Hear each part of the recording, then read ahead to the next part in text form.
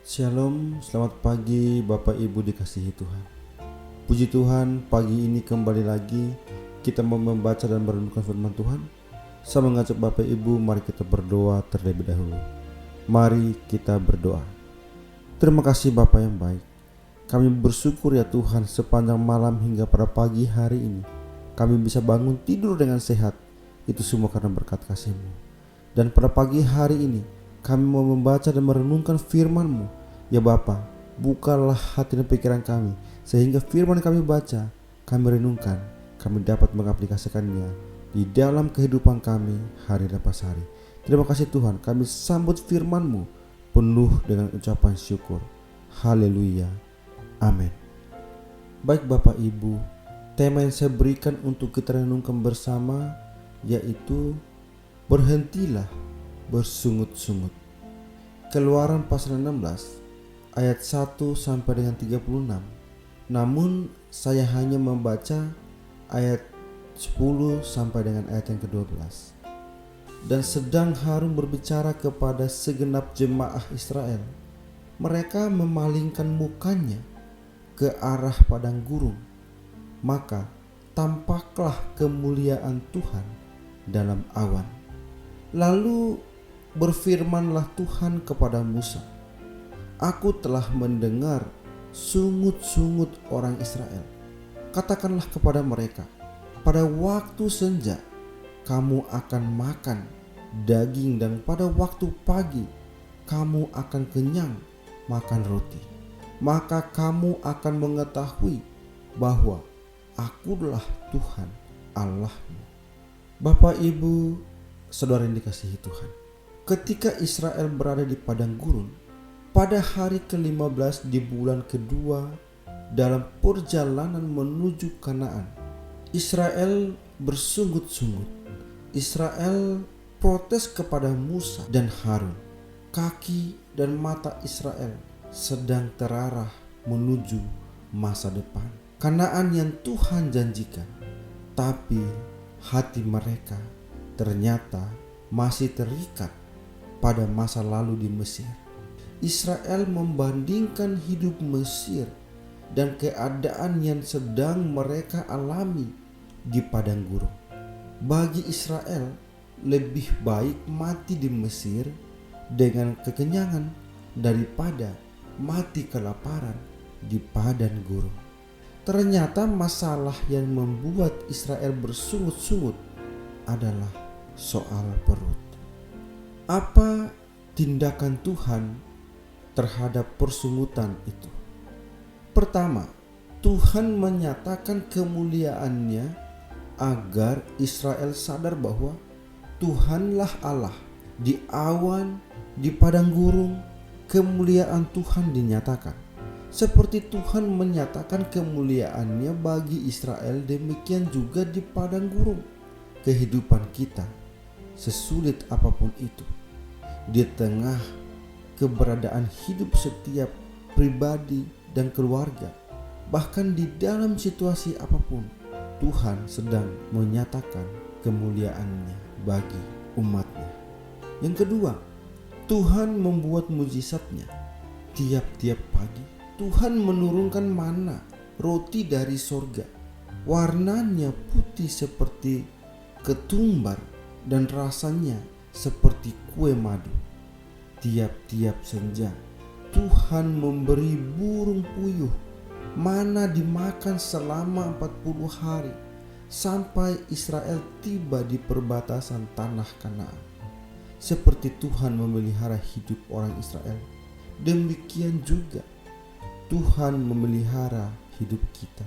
Bukan hanya soal makan dan minum yang dijamin oleh Tuhan, bahkan soal keselamatan pun diberikannya kepada kita. Yang ketiga, Tuhan memberi perintah dan petunjuk. Ada perintah untuk mengambil mana. Ambil sesuai keperluan untuk seisi kemah. Setiap orang 1 gomer sesuai jumlah jiwa. Gomer adalah ukuran isi kurang lebih 3,6 liter. Tidak boleh disimpan sampai pagi karena Tuhan menyediakan berkat yang baru setiap pagi. Orang yang mengumpulkan banyak tidak kelebihan. Orang yang mengumpulkan sedikit tidak kekurangan. Luar biasa berkat Tuhan itu karena selalu cukup. Tapi ternyata masih ada orang Israel yang melanggar hal ini dengan mengambil mana dan simpan sampai pagi. Mana itu tidak dapat dimakan karena menjadi berulat dan busuk. Ini sebuah pelajaran bagi kita agar belajar mencukupkan diri dengan apa yang Tuhan beri. Jangan menjadi serakah dan jangan mencari keuntungan bagi diri sendiri. Tuhan juga memberi ketetapan tentang Sabat. Israel harus menghormati Sabat sebagai salah satu hukum Tuhan. Ini bukan dimaksudkan sebagai pendewaan terhadap hari atau tempat, tapi untuk menunjukkan bahwa waktu untuk Tuhan janganlah dilupakan. Waktu untuk Tuhan tidak boleh dikorupsi. Pada hari ke-6 itu Tuhan melipat gandakan mana yang dapat disimpan sampai Sabat. Israel tidak diperbolehkan keluar. Namun pada hari ke-7 itu kenyataannya ada orang Israel yang keluar untuk mencari mana. Toh mereka tidak menemukannya. Juga Tuhan memerintahkan agar ada segomer mana yang disimpan dalam tabut Allah sebagai saksi sejarah agar Israel mengingat perbuatan-perbuatan Tuhan. Bersungut-sungut lebih dari sekedar mengeluh. Bersungut-sungut artinya tidak puas terhadap sesuatu, menggerutu, mempersalahkan pihak lain.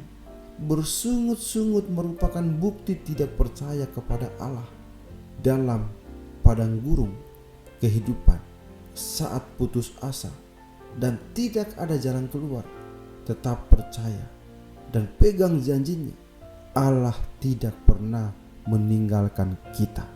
Allah sudah menolong. Allah tetap menolong.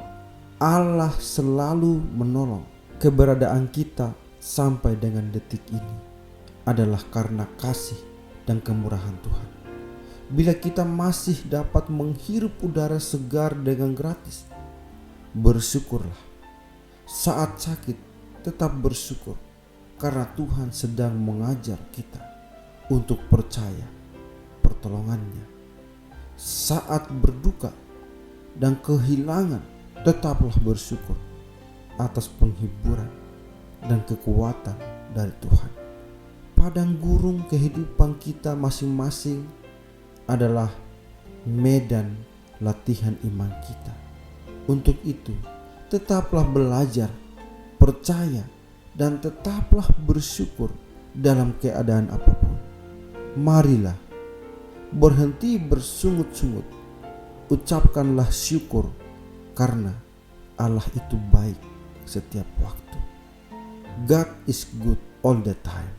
Amin. Tuhan memberkati. Mari kita berdoa. Terima kasih Bapa yang baik. Kami bersyukur ya Tuhan.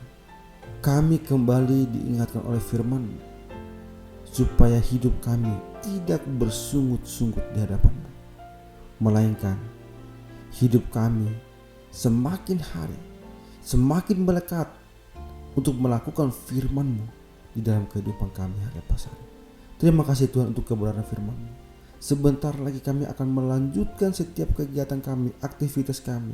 Ya Bapa, bimbing dan pimpinlah kami, sehingga apapun yang kami kerjakan, apapun yang kami lakukan, biarlah semuanya itu hanya untuk kemuliaan bagi nama-Mu saja.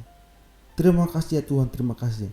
Hanya di dalam nama-Mu Tuhan kami berdoa dan kami bersyukur. Haleluya. Amin.